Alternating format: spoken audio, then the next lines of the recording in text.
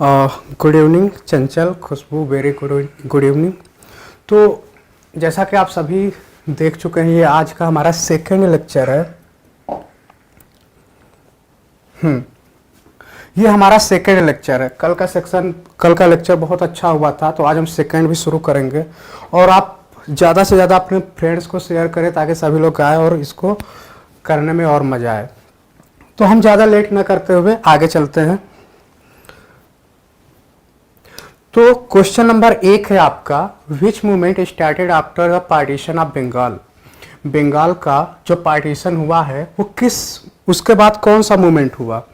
पहला है non cooperation movement, second है क्विट इंडिया मूवमेंट, थर्ड है civil disobedience movement and fourth है स्वदेशी मूवमेंट। तो इसका आंसर दीजिए आप लोग। इसका आंसर क्या होगा? बंगाल विभाजन के बाद कौन सा आंदोलन हुआ? ए है असहयोग आंदोलन, भारत छोड़ो आंदोलन, सविनय अवज्ञा आंदोलन एंड लास्ट है स्वदेशी आंदोलन। तो इसका आंसर मैं ही दे रहा हूं। इसका आंसर होगा स्वदेशी मूवमेंट। स्वदेशी मूवमेंट कैसे?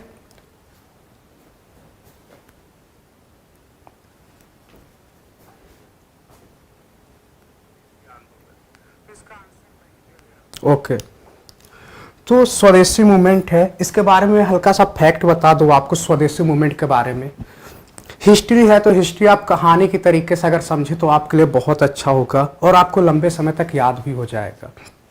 तो स्वदेशी मूवमेंट होता क्यों है?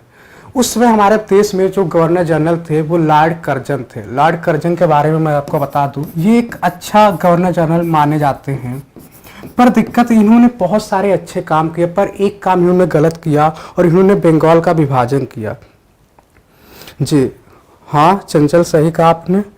बंगाल विभाजन 906। गुड इवनिंग अर्पिता सी। नो, सिविल डिसोबीडियंस मूवमेंट नहीं होगा, स्वदेशी मूवमेंट होगा। तो होता इसमें यह है, जब बंगाल का विभाजन होता है तो लोग स्वदेशी मूवमेंट शुरू करते हैं। स्वदेशी मूवमेंट क्या होता है? स्वदेशी मतलब हम अपने देश की चीज़ें, जो भी बाहरी चीज़ें उन्हें हम बॉयकॉट करेंगे और जो हमारे देश में बनती है उन्हें हम यूज करेंगे। तो स्वदेशी मूवमेंट होता है।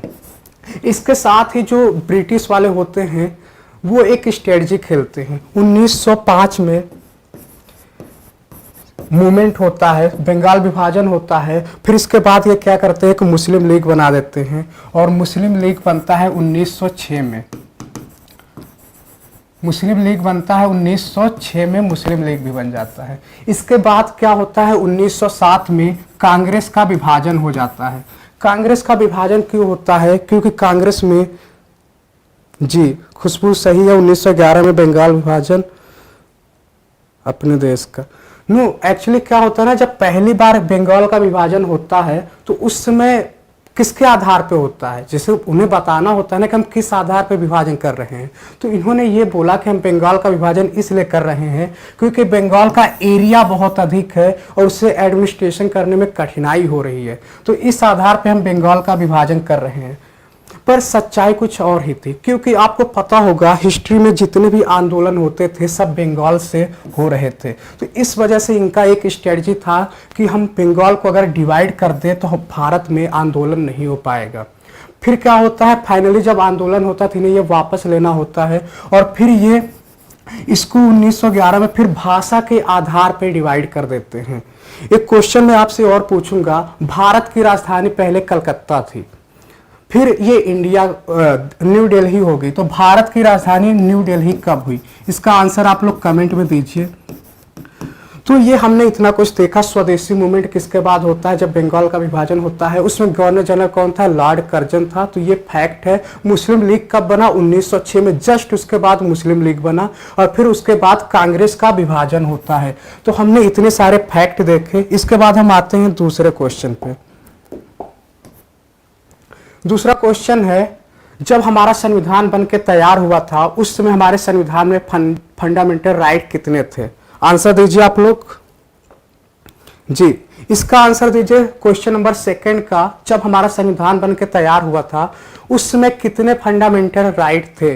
6 थे या 7 थे या 8 थे या 5 थे?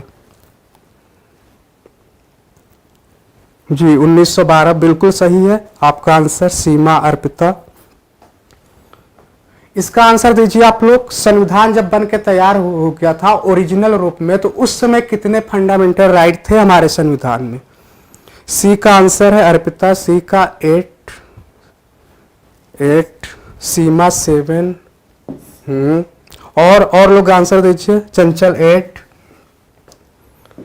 तो मैं आपको बता दूं, जितने लोग 8 बता रहे हैं उनका आंसर गलत है, जो लोग 7 बता रहे हैं उनका सही है। कैसे, मैं आपको बता रहा हूं। जब हमारा संविधान बना था, हमारा संविधान कब बना था आप लोग बताइए। कल मैंने बताया था हमारा संविधान बन के कब तैयार हुआ। कमेंट में आंसर दीजिए आप लोग, हमारा संविधान बन के कब तैयार हो गया था। तो मैं आपको बता दूं 26 नवंबर को 1949 को हमारा संविधान बन के तैयार हो गया था। 26, ये क्वेश्चन तो बहुत पूछता है, हर एग्जाम का ये फेवरेट क्वेश्चन है, क्योंकि लोग इसमें कंफ्यूज होते हैं। हमारा संविधान 26 नवंबर 1949 को बन के तैयार हो गया था, लेकिन ये फोर्स में नहीं आया था, आपको ये याद रखना है। ये बन के तैयार हुआ था, फोर्स में कब आया? ये 26 जनवरी 1950 को फोर्स में आया था।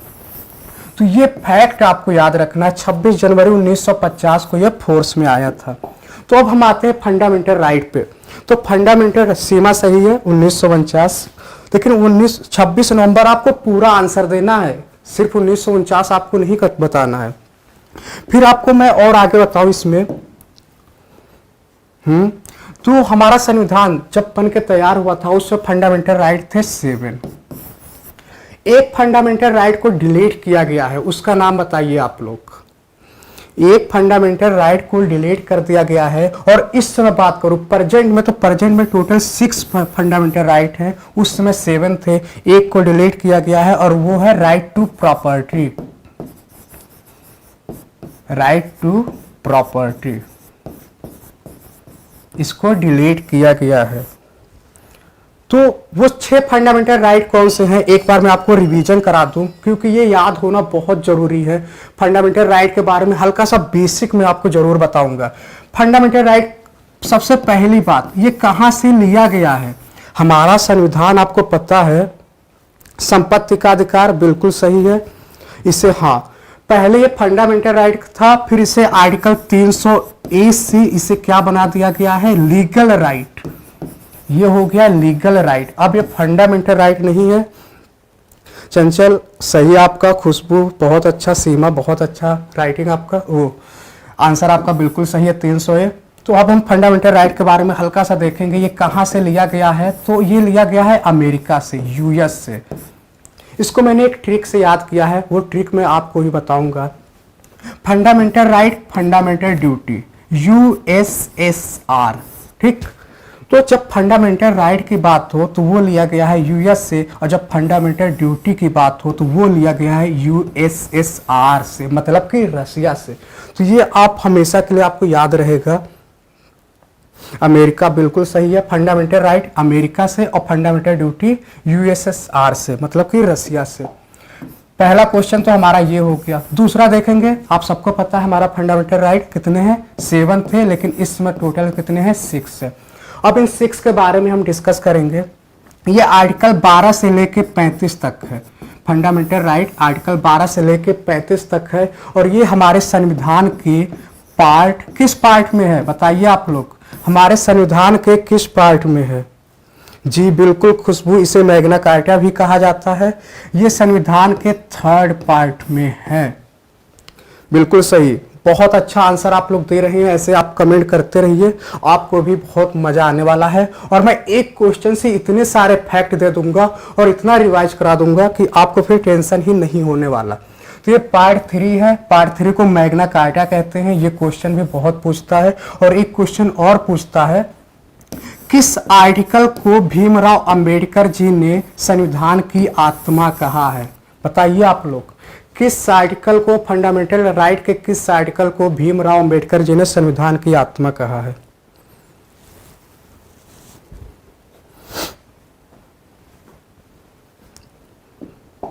चलिए तो मैं बता दूं वो आर्टिकल है आर्टिकल नंबर 32 को भीमराव अंबेडकर जी ने संविधान की आत्मा कहा है। अब हम एक बार फंडामेंटल राइट के बारे में डिस्कस करेंगे। तो सबसे पहला जो फंडामेंटल राइट है वो है right to equality. Right to equality, ये है हमारा पहला फंडामेंटल राइट। जी बिल्कुल सही सीमा अर्पिता, आर्टिकल 32 आपका आंसर बिल्कुल सही है। सेकेंड फंडामेंटल राइट है राइट टू इक्वालिटी के बाद right to freedom. Right to freedom, ये है सेकेंड फंडामेंटल राइट। तीसरा आर्टिकल है राइट अगेंस्ट एक्सप्लॉयटेशन। ठीक, तो ये हो गए हमारे 3। और चौथा आर्टिकल है राइट टू रिलीजन और पांचवा है right to cultural and educational right और सबसे लास्ट है 6 वाला है कॉन्स्टिट्यूशनल रिमेडीज। तो ये 6 फंडामेंटल राइट है।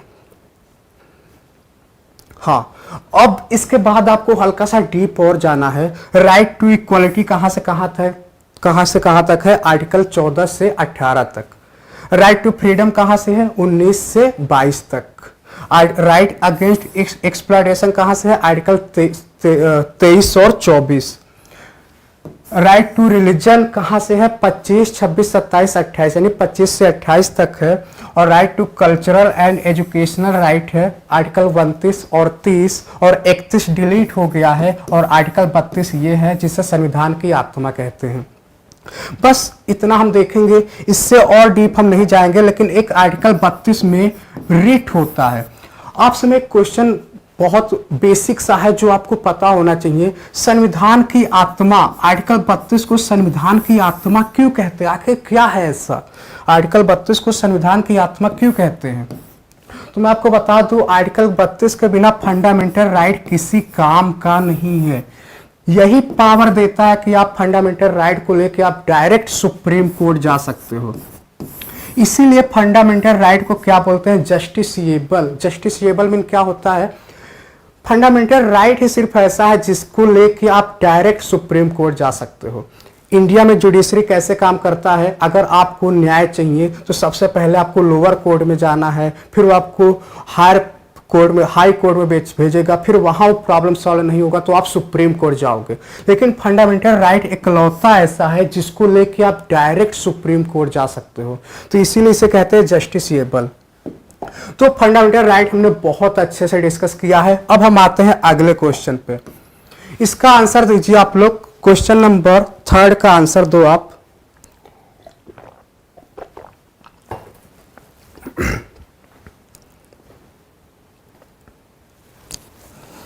खुशबू प्रियम्बल को कहा जाता, क्वेश्चन आपका समझ नहीं आ रहा है, फिर से आप टाइप करिए। क्वेश्चन नंबर 3 है विच of the following is not a peninsular river. आपको बताना है साउथ की इसमें से कौन नदी नहीं है। तो इसका आंसर कौन सा होगा? गंगा, गोदावरी, कृष्णा का महानदी, इसमें से कौन सी नदी है? हाँ, खुशबू आपने सही बोला, प्रियम्बल को भी आत्मा कहते हैं। सीमा ने बोला, लेकिन वो अंबेडकर जी ने नहीं बोला था, वो याद रखना है। लोग इसी में तो कंफ्यूज होते हैं। क्वेश्चन जब भी पूछेगा आत्मा किसे कहते हैं तो वहां पूछेगा कौन बोल रहा है। अगर अंबेडकर का नाम है तो आपको आर्टिकल 32 ही करना है। अगर अंबेडकर का नाम नहीं है तो आपको प्रियम्बल करना है। तो ये आपको हल्का सा याद रखना है। नहीं, खुशबू गोदावरी नहीं होगा, गंगा होगा। गंगा साउथ की नदी नहीं है। हल्का सा मैं आपको फिर बताऊंगा आज। ये मैं ऐसे बनाता हूं भारत का मैप। ये भारत का मैप है। यहां से निकलती है सिंध नदी और ऐसे बहते हुए पाकिस्तान में आके अरेबियन सी में आके गिरती है। ठीक, अरेबियन सी में गिरती है। फिर यहां से निकलती है गंगा नदी और ऐसे बहते हुए ये बंगाल होते हुए, बांग्लादेश होते हुए बे ऑफ बंगाल में जाके गिरती है। इतना देखा आपने? हाँ, फिर यहाँ से निकलता है, ये महानदी है बे ऑफ बंगाल में, ये गोदावरी है, ये कृष्णा है, ये कावेरी है। गोदावरी को क्या बोलते हैं? साउथ इंडिया का गंगा, इसे दक्षिण गंगा भी कहते हैं गोदावरी को। जी, प्रियम्बल को संविधान की आत्मा कहते हैं, लेकिन जब अंबेडकर की बात होगी तो आर्टिकल 32 को संविधान की आत्मा कहते हैं। तो ये हमने इतना देखा। तो ये सारी नदियां हैं। हल्का सा मैं आपको और फैक्ट बता दूं, क्योंकि जानना बहुत जरूरी है और इजी है, क्योंकि मैंने ये ट्रिक के थ्रू याद किया, तो आपको भी मैं वो ट्रिक बताता हूं। गंगा नदी की जो लेंथ है वो 25-25 आप याद रखो, 25-25 गंगा नदी की लेंथ है। और अगर इंडस रिवर की बात करूं, सिंधु नदी की, तो इसकी लेंथ है 2900। और अगर इसकी बात करूं गोदावरी की, तो ये भारत की सेकेंड सबसे लंबी नदी है। फिर इसके बाद हम आते हैं थर्ड क्वेश्चन पे। इसका आंसर दीजिए आप लोग। सन इज, सूरज क्या है? प्लैनेट है, स्टार है, मून है, एस्टेरॉयड है? बताइए आप लोग। सूर्य एक है।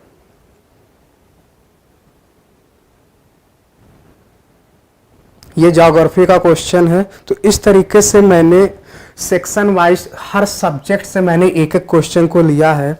इसका आंसर दीजिए आप लोग। ज्योग्राफी का ये क्वेश्चन है, सूरज क्या है? प्लैनेट है या स्टार है या मून है या एस्टेरॉयड है? बिल्कुल सही है सीमा, स्टार। अनीता, स्टार बिल्कुल सही है।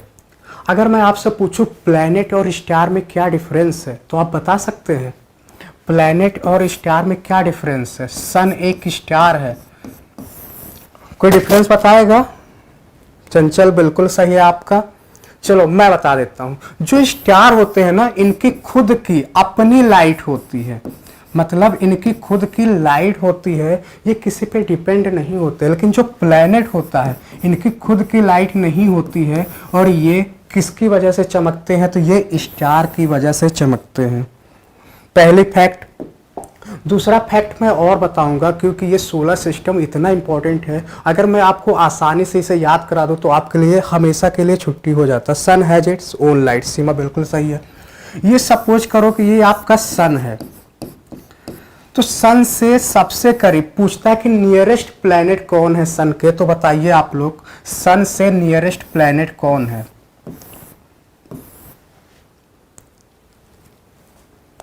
बिल्कुल सही है। सन के नियरेस्ट प्लैनेट आप लोग बताइए। तो वो चलो मैं बता रहा हूं, आप लोग भी बताते चलो, साथ में आपका रिवीजन भी होता रहेगा। तो सबसे पहला प्लैनेट है मरकरी, फिर है वीनस, फिर अर्थ, फिर मार्स, फिर बीच में आता है एस्टेरॉयड बेल्ट। ये जो एस्टेरॉयड बेल्ट है ना, ये वाला एस्टेरॉयड बेल्ट। फिर आता है जुपिटर, फिर आता है सैटर्न, फिर यूरेनस, फिर नेपच्यून। तो ये आपके सारे प्लेनेट हैं जो आपको, हाँ सीमा बिल्कुल सही है, मरकरी। तो ये पहला, इतना आपने समझा। ये जो अंदर के 4 प्लेनेट है ना, मरकरी, वीनस, अर्थ, मार्स, इनको इनर प्लेनेट कहते हैं। और ये जो बाहर के 4 प्लेनेट हैं जो एस्टेरॉयड बेल्ट के बाद है, इन्हें हम कहते हैं आउटर प्लेनेट। बिल्कुल सही खुशबू, मरकरी बिल्कुल सही आपका। तो एक क्वेश्चन और मैं आपसे पूछूंगा जो बहुत पूछता है, ऐसे प्लेनेट के नाम बताओ जिनके कोई सैटेलाइट ही नहीं है। जैसे आपको पता है अर्थ, पृथ्वी का सिर्फ एक सैटेलाइट है और वो है मून। तो इसी तरीके से इन सभी प्लेनेट के सैटेलाइट होते हैं। जी बिल्कुल सही, inner planet, outer planet.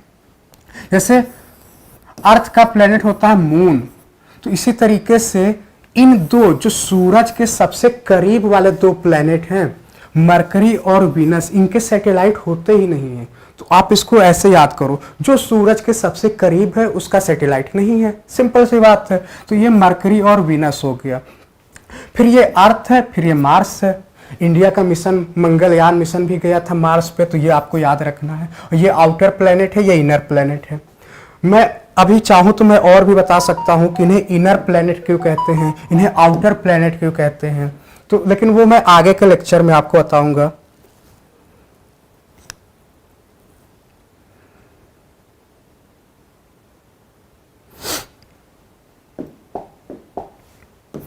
Seema, mercury and Venus, सही है, सही। मार्स। चंचल आप क्या पूछ रही हैं? तो आप इस क्वेश्चन नंबर 5 का आंसर दीजिए आप लोग। ये बहुत अच्छा क्वेश्चन है और ये मैंने लिया है इन्वायरमेंट से। जैसा कि आप देख रहे हैं मैंने क्वेश्चन को कितना अच्छे से बनाया है, मैंने हर एक सब्जेक्ट से क्वेश्चन को लिया है।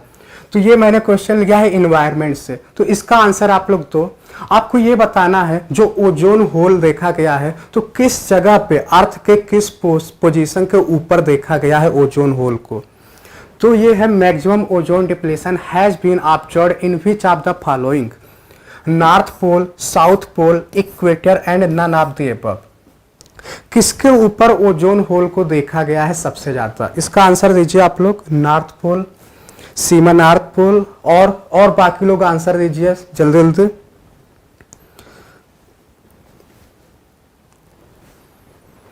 चलो मैं आपको बताता हूं, आप लोग आंसर दीजिए तब तक मैं ओजोन के बारे में आपको बता दूं कुछ, क्योंकि ये यहां से भी क्वेश्चन आते ही रहते हैं। कल भी मैंने बताया था, लेकिन कल मैंने बताया था CO2 के बारे में, आज मैं बताऊंगा ओजोन के बारे में। तो ओजोन का फार्मूला होता है O3। O3 ओजोन का फार्मूला होता है। ओजोन लेयर क्या करता है, जो भी सन से रेज आती हैं जो हमारे लिए हानिकारक होती हैं उन्हें रोकता है। Rita Chaudhary north pole, Khushboo south pole, Anita Pandey south pole में भी। तो चलो मैं भी आंसर बताऊंगा, और भी जो लोग हैं वो कमेंट करें। ओजोन का फार्मूला O3 होता है। ओजोन कहाँ पाया जाता है? तो ये एटमॉस्फेयर जो होता है, तो पृथ्वी के ऊपर सबसे पहले ट्रोपोस्फेयर होता है, फिर क्या होता है मेसोस्फेयर, फिर स्ट्रेटोस्फेयर, फिर एक्सोस्फेयर, थर्मोस्फेयर, फिर एक्सोस्फेयर। तो ओजोन जो होता है स्ट्रेटोस्फेयर में पाया जाता है। ओजोन कहाँ पाया जाता है? स्ट्रेटोस्फेयर। रट लो, हिंदी में कहते हैं समताप मंडल। ओजोन जो है समताप मंडल में पाया जाता है। इसका फार्मूला मैंने बता दिया, सन से आने वाली रेस से हमें बचाती है। और इसका सही आंसर मैं बता दूं आपको, इसका आंसर होगा साउथ पोल। ओजोन लेयर जो डिप्लीट हो रहा है वो साउथ पोल के ऊपर देखा गया है।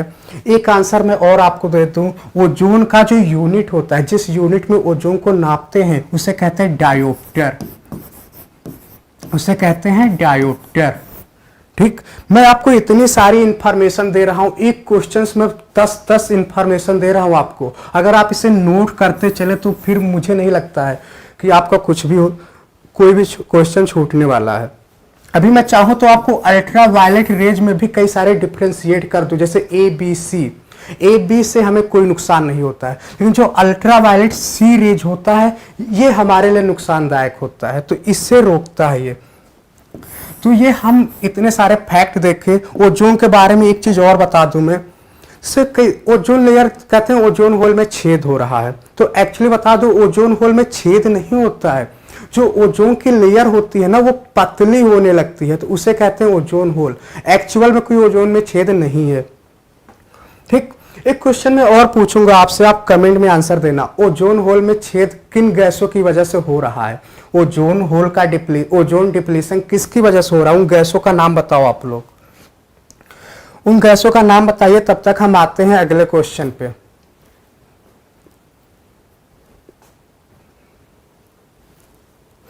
चलो, ये हमने क्वेश्चन लिया है करंट अफेयर से।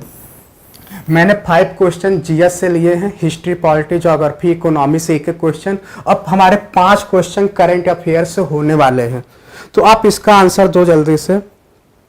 अभी जो G20 का समिट हुआ है, अभी जो 2022 में ही हुआ है, ये कहां पर हुआ है? अमेरिका में, रसिया में, स्वीडन में, इंडिया में? कमेंट दो आप लोग।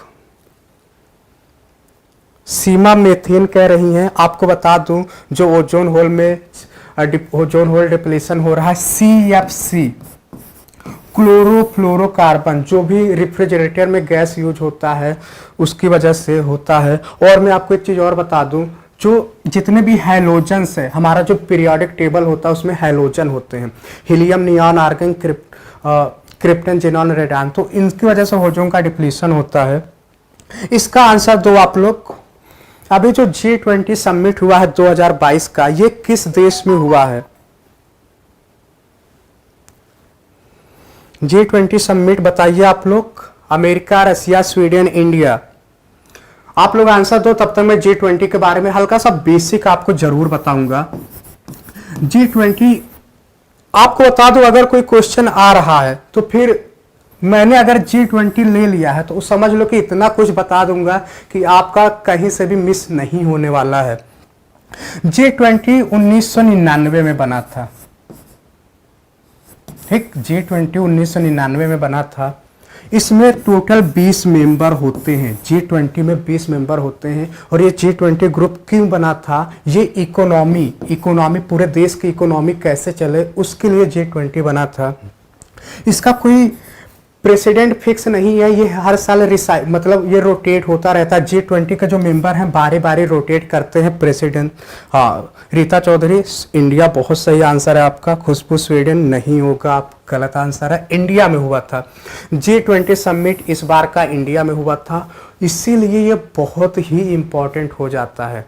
सोचो आप, इंटरनेशनल लेवल का अगर कोई मीटिंग हो रहा है और वो इंडिया में हो रहा है तो समझ लो कि आपके लिए बहुत ही ज़्यादा इंपॉर्टेंट है। इंडिया ये क्वेश्चन में पूछ सकता है, ये भी पूछ सकता है कितने मेंबर है, कब बना था, ये भी पूछ सकता है। और इसके साथ ही G20 का इंडिया मेंबर है। इसके साथ में बता दूं, ऐसे ही एक G7 ग्रुप है, जैसे वो G20 था, ये G7 ग्रुप है, इसमें इंडिया है ही नहीं। तो आपको याद रखना है G7 में इंडिया नहीं है। इंडिया किसमें है? G20 में है। तो ये आप याद रखो, G7 में इंडिया नहीं है। G7 में कौन से देश है ये भी पूछ लेता है। जी, लोगो भी पीएम ने दिया था। तो बहुत अच्छा आप लोग आंसर दे रहे हैं। इस तरीके से हमने ये G20 को देख लिया। G7 के बारे में अगर मैं आपको बता दूं तो G7 से टोटल 7 मेंबर हैं। अगर मेंबर्स की बात करूं तो कनाडा, अमेरिका, फिर इधर से आप देख लो ब्रिटेन, जर्मनी, फ्रांस, इटली, और एशिया से सिर्फ एक है और वो है जापान। ठीक, तो ये G7 के मेंबर हैं। आपको एक चीज और बता दूं, आपको याद आ रहा होगा रसिया ने क्या किया था, क्रीमिया को एनेक्स कर लिया था। 2014 की बात है ये। पहले इस ग्रुप का नाम G7 नहीं था, ग्रुप का नाम था G8, मतलब कि 8 कंट्री थे। वो 8वां कंट्री कौन था? रसिया था। जब रसिया ने 2014 में क्रीमिया को, जो यूक्रेन का एक हिस्सा है, उससे इलीगल तरीके से एनेक्स कर लिया था, तब उसे G7 से बाहर कर दिया गया था और इसका नाम तब से हो गया G7, मतलब कि G7 में टोटल 7 मेंबर हैं। तो आप पहले ये बताओ कि आपको ये लेक्चर कैसा लग रहा है। मैंने 6 क्वेश्चन डिस्कस किए, आपको बहुत सारे फैक्ट आपको मैंने बताए हैं। और आपको बताइए कि क्वेश्चन की क्वालिटी कैसी है। इसके साथ ही आपको मैं अगला क्वेश्चन बताऊंगा, ये करंट अफेयर का ये भी है, जैसा कि 5 क्वेश्चन मैंने करंट अफेयर से लिए हैं। Where is the headquarter of United Nation. आज मैं यूनाइटेड नेशन के बारे में इतने अच्छे से आपको बताऊंगा कि आप यूनाइटेड नेशन से अगर कोई भी क्वेश्चन आएगा तो आप जिंदगी में कभी गलत ही नहीं कर पाओगे। जी, यूनाइटेड नेशन का हेडक्वार्टर कहाँ है बताओ आप लोग। यूनाइटेड नेशन का हेडक्वार्टर कहाँ है, जल्दी आप लोग बताओ।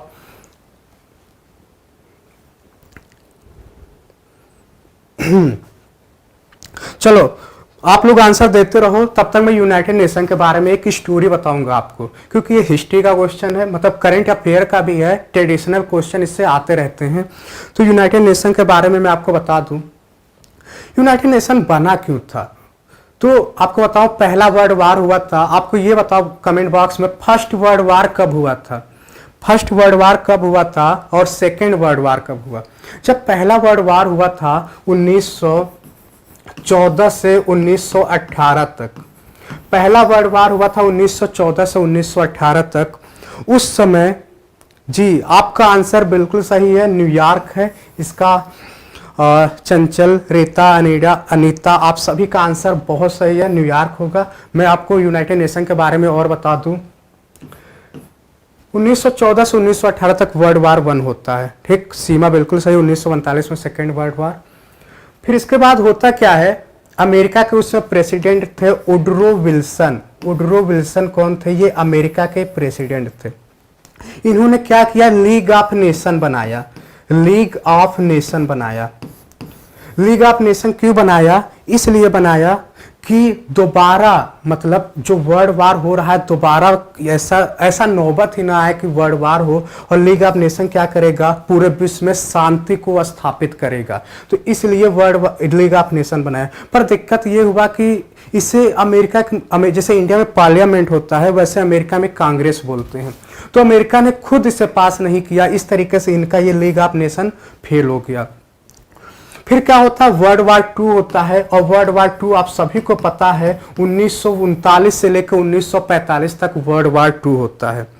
फिर 1945 में जब वर्ल्ड वार होता है, फिर फाइनली लोगों को रियलाइज हुआ कि एक ऐसा ग्रुप होना बहुत जरूरी है इंटरनेशनल लेवल पे जो ताकि दोबारा वर्ल्ड वार ना हो। आप सभी को पता है वर्ल्ड वार 2 से कितना नुकसान हुआ है। आज भी जापान के बच्चे लूले लंगड़े पैदा होते हैं। हिरोशिमा और नागासाकी पे बम गिराया, आपको वो डेट भी याद होगा, 6 अगस्त और 9 अगस्त को हिरोशिमा और नागासाकी पे बम गिराया गया था। तो आप देख सकते हो इस तरीके से यूनाइटेड नेशन बना, और जब वर्ल्ड वार 2 खत्म हुआ तो बहुत सारे ऑर्गेनाइजेशन बनाए गए, जैसे वर्ल्ड बैंक, IMF, WHO। तो इस तरीके से इंटरनेशनल ऑर्गेनाइजेशन बनाना शुरू हो गया था। तो इस तरीके से हमारा यूनाइटेड नेशन बना। फिर हम यूनाइटेड नेशन तो हमने देख लिया, इसका आंसर भी मैंने बता दिया, न्यूयॉर्क होगा। एक हल्का सा एक्सेप्शन है जो आपको याद रखना है, वो एक्सेप्शन ये है, हाँ, सीमा अगस्त बिल्कुल सही है। यूनाइटेड नेशन के 6 आर्गन हैं, वो 6 आर्गन के नाम आप लोग जानते हो? यूनाइटेड नेशन के 6 आर्गन हैं, उन 6 आर्गन के नाम मैं आपको जो बता रहा हूं। पहला है यूनाइटेड नेशन जनरल असेंबली, दूसरा है यूनाइटेड नेशन सिक्योरिटी काउंसिल, तीसरा है ICJ international court of justice, चौथा है यूनाइटेड नेशन ट्रस्टीशिप, और पांचवा है यूनाइटेड नेशन सेक्रेटरिएट यानी यूनाइटेड नेशन सचिवालय, और सबसे लास्ट वाला है United nation economic and social council मतलब इकोसॉक। तो अगर मैं इसे शॉर्ट फॉर्म में लिखूं तो आपको बता दूं UNGA पहला आर्गन है, UNGA दूसरा आर्गन है UNSA। 1 सेकेंड,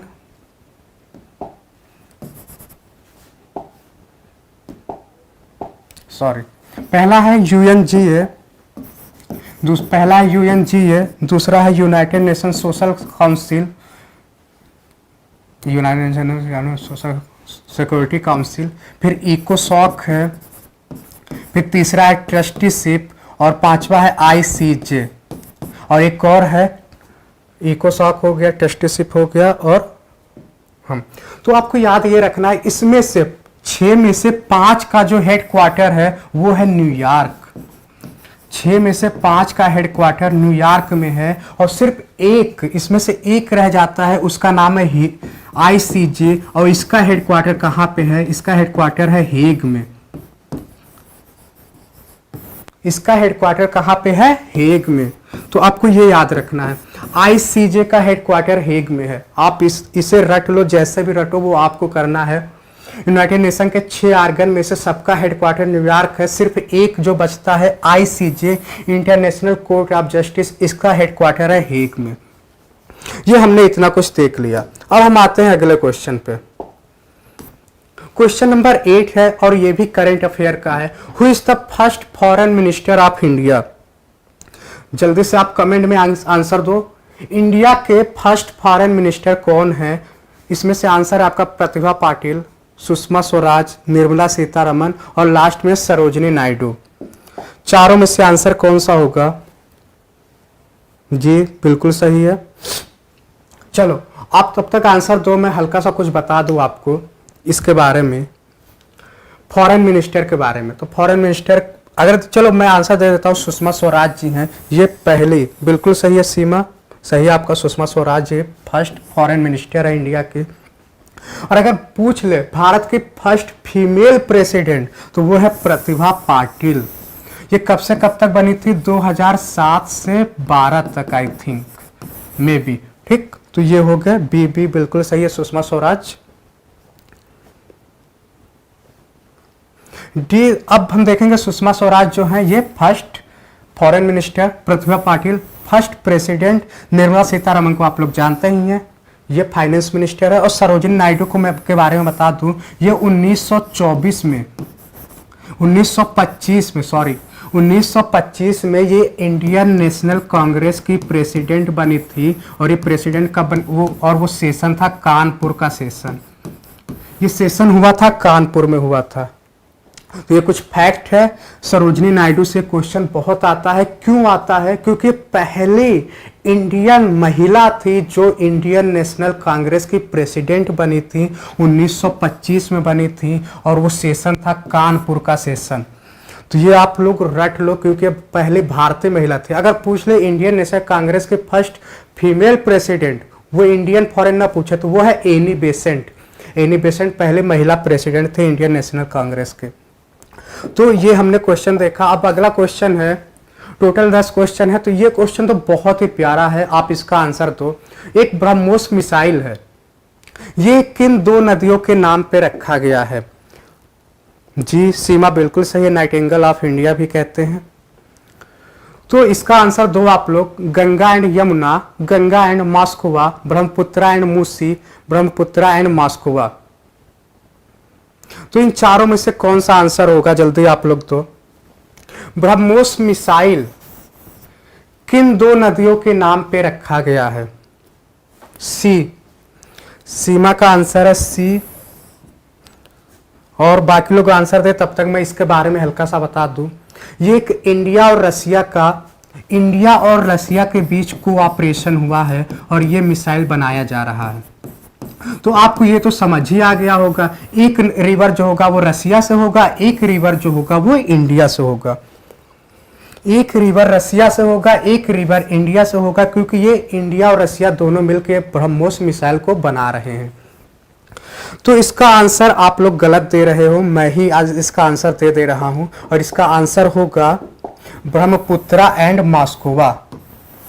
ब्रह्मपुत्रा, आप देखो इसी में आंसर है आपका BrahMos.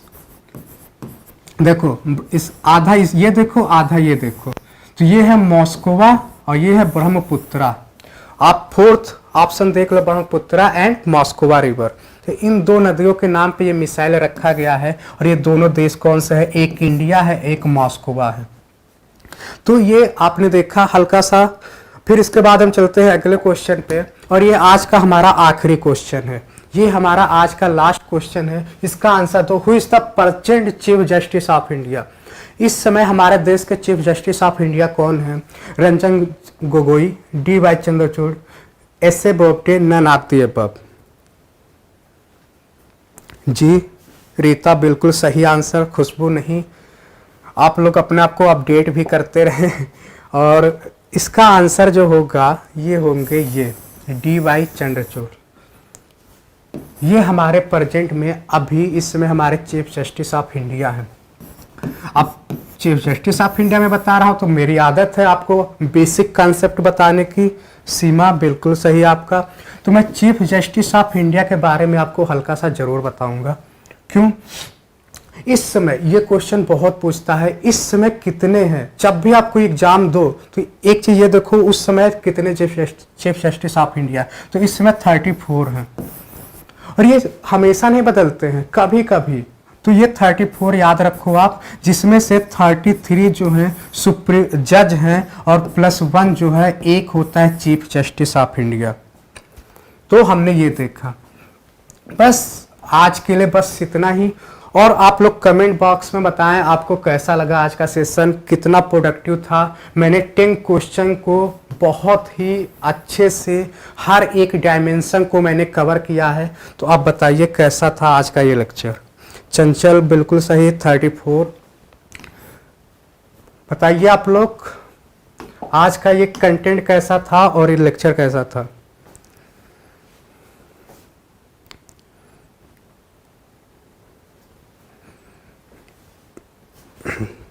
Okay, thank you Anita, thank you Seema.